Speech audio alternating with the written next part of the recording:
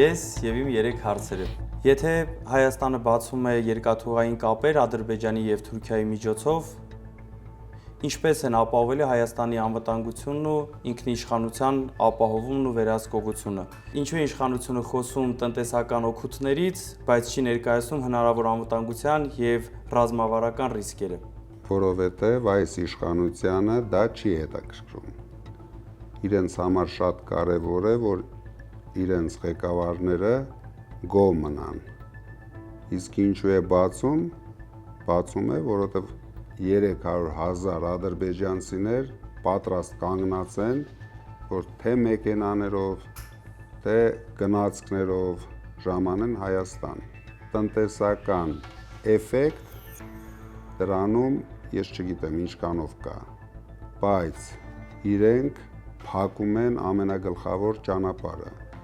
Մեր գլխավոր տնտեսական գործընկերոջ հետ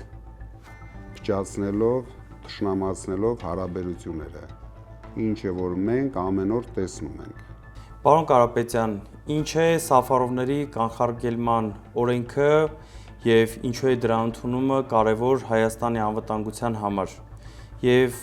ինչ կասեք այն մարդկանց, ովքեր չեն մասնակցի եւ չեն ստորագրի օրենքի ընդունման համար։ Ինչի թվում թե կլինի այդպիսի մարդ, ով չի ստորագրի այդ օրենքը։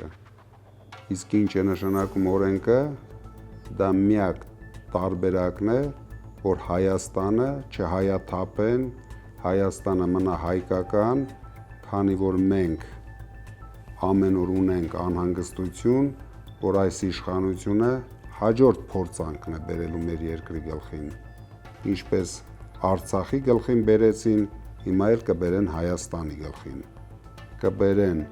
լցնեն ադրբեջանցիներով, հետագայում կունենանք խաղաղ Հայաստան առանց հայերի։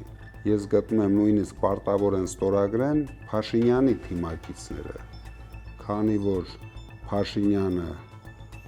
շատ հաճույքով այս բոլոր փորձանքները բերելով հանգիստ կգնաք վայելի իր Կանադայի տունը, իսկ իրենք մնալու են Հայաստանում եւ ամեն օր առնչվելու են հայերի հետ եւ Հայաստանին իրենց կողմից բերված խնդիրների հետ։ Պարոն Կարապետյան, հունիսի 3-ին Հանրապետության հրապարակում տեղի ունենալու մեր գլխավոր հանրահավաքը։ Ինչ նշանակություն ունի այդ հանրահավաքը մեր հայ ազգի համար։ Այդ հանրահավաքով մեր ժողովուրդը պետք է ցույց տա, որ ինքը արդեն համախմբված է, միասնական է եւ իր լուրջ խոսքն է ասելու, որ դեմ է 300,000 ադրբեջանցիներին, դեմ է Փաշինյանի իշխանությանը։ Մենք պետք է այդ օրը ամբողջ աշխարհին ցույց տանք, որ Փաշինյանը բոլորիդ խաբում է, ինքը Հայաստանում չունի իշխանություն։